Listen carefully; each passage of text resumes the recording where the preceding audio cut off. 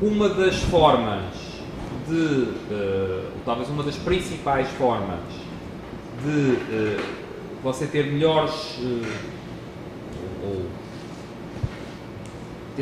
resultados de decisões democráticas, ou resultados menos maus, ou menos problemas com o sistema democrático, é as decisões não serem excessivamente centralizadas. Até por uma outra razão, porque se você tiver uma decisão sendo tomada a nível democrático, não a nível federal, mas a nível estadual, você, em vez de poder experimentar só de uma forma, pode experimentar várias políticas alternativas. E se, em vez de ser a nível estadual, puder ser a nível local, você pode ter ainda mais possibilidades alternativas. Não é? E partindo do tal pressuposto epistemológico que, portanto, que não é de racionalismo construtivista, mesmo na esfera política, há boas razões para preferir mais diversidade de soluções do que a imposição central de uma só. E, portanto, julgo que esse aspecto se relaciona essencialmente com a questão da escala. Quanto mais você centraliza a decisão, democrática ou não, mas quanto mais você centraliza a decisão, mais você aumenta esses problemas. Já agora, eu estava-me recordando que, por vezes,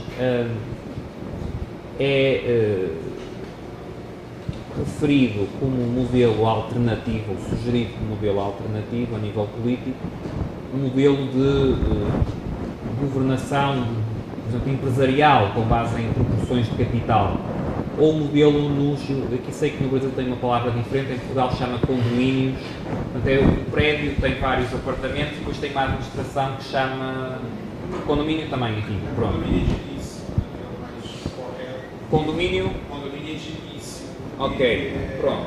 Não é diferente do condomínio, duas pessoas são donas do mesmo.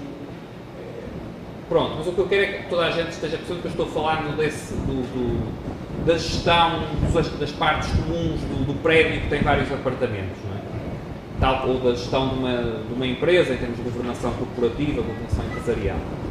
Ora,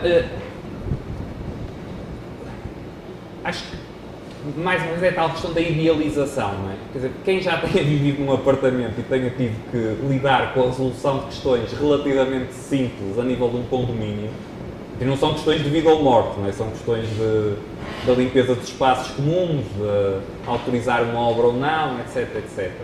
Ou quem tenha alguma experiência em termos de governação também corporativa, em termos empresariais, vê que há problemas também específicos, alguns deles bastante graves, associados mesmo a tratar questões simples nesses contextos. Isto para dizer o quê? Para dizer que num contexto em que você tem decisões sendo realizadas na esfera coletiva, na esfera política,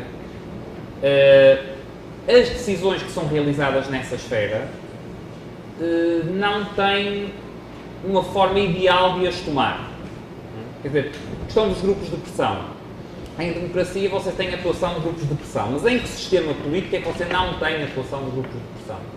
A forma de atuação é diferente. Em democracia o grupo de pressão atua de uma forma, mas se tiver um regime, imagine uma monarquia absoluta, como teve historicamente, que tenham os grupos de pressão, os grupos de interesse, os monopolistas procurando privilégios junto. Acho que nesse caso, quanto mais você partir para a subsidiariedade, né, para as decisões de menor escala, mais chances de ter, primeiro, as vantagens do grupo de pressão serem menores, porque o grupo de pressão começa a entrar no mesma proporção do grupo que está sendo oprimido, ou que está sendo espoliado. E você começa a ter mais chances de soluções de consenso, soluções voluntárias, quanto mais subsidiário for o processo decisório, então. Sim, isso é escolha pública pura, não é apoio. Sim, aí é questão, como disse, é a questão da escala que a decisão é tomada e sem dúvida que numa perspectiva liberal, especificamente numa perspectiva austríaca, quanto menor a escala da decisão democrática, melhor. Aliás, há uma frase do Mises que recentemente se vem tornando cada vez mais discutida, que é a decisão do direito de secessão, não é? Que deveria ser assegurado à comunidade com a dimensão mais pequena que ainda pudesse funcionar eficazmente, não é? Para mim isso não era o indivíduo, não é? Ou a nível individual isto não podia ser, mas devia ser a comunidade mais pequena que ainda pudesse funcionar eficazmente e que desejasse exercer o direito de secessão. Uma outra forma de ver isso, de forma menos drástica, não em termos de secessão, mas em termos de regras de atuação política, será precisamente em termos da subsidiariedade, que é ter o máximo de aspectos que poderem ser decididos ao nível mais descentralizado, mais local, sendo decididos a esse nível. Eu parece-me que, e aqui já é uma consideração, digamos, menos científica, mais tática, não é? Eu parece-me que essa via é uma via que tem um payoff em termos de efeitos práticos maior, ou seja, que é algo para que você consegue ter argumentos de várias origens, não é? Consegue ter argumentos de esquerda, consegue ter argumentos de direita, consegue ter argumentos liberais, consegue ter argumentos comunitaristas, consegue ter argumentos de várias origens, e que é algo que dá também para demonstrar mais facilmente sem entrar em alternativas muito idealizadas. Isto tem efeitos e impactos locais, deve ser decidido essencialmente ao nível mais local. Deixe só ver se tem mais alguma. Sim, a sua também já está. Ok, então, não havendo mais inscrições, vamos ter ali uma questão, outra questão e depois terceira questão. Então. Essas regras que vão surgindo Um pouquinho mais alto. Essas regras que vão surgindo através da consolidação de certos costumes, isso é mais fácil de você enxergar se a gente pegar mais para trás.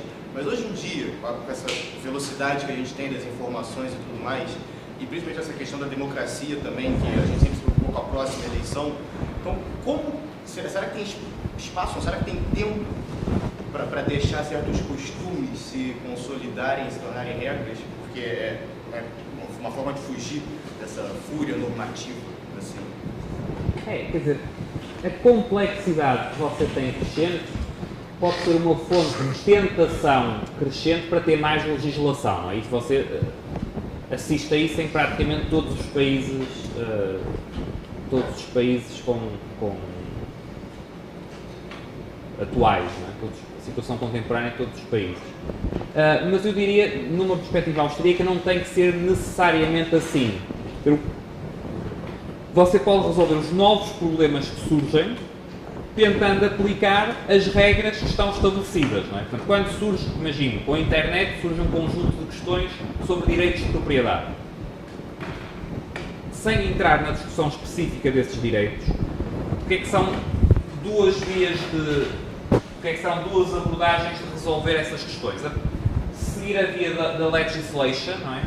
É você começar emitindo legislação uma atrás da outra para cobrir os vários aspectos que vão surgindo. Uma abordagem em termos de law é você tentar resolver caso a caso, tentar ter os tribunais resolvendo caso a caso, e o que se deverá servir de guia para os tribunais são os tais princípios gerais em termos de direitos de propriedade. Ou seja, você não precisa estar... você não precisa e não deve ceder à tentação de estar multiplicando legislação. O que você deve fazer é dar orientações, é ter um sistema que dá orientações para o que é decidido ser decidido com base nas tais regras, nos tais princípios gerais aceitos, que vai ser depois um processo de adaptação, vai ser um processo de trial and error, vai ter umas decisões melhores que outras, vai ter umas decisões mais complicadas, outras mais fáceis, mas não requer que o legislador tenha o tal conhecimento que não pode ter, não é? Numa perspectiva austríaca. Seria jogar através da analogia até juntar uma certa jurisprudência? Sim, havia para que esta abordagem remete, é claramente uma via mais consuetudinária, mais de base. Não quer dizer que não tenha legislação, quer dizer que a legislação não vai para cada coisa que surge imediatamente estabelecer, ter um cara pensando, ou uma equipa de especialistas pensando é assim, é assim, é assim. Não, você aplica os mesmos princípios gerais e vai evolutivamente vendo, se ajustando ao processo. Não é? É também um processo de aprendizagem, não é? Professor,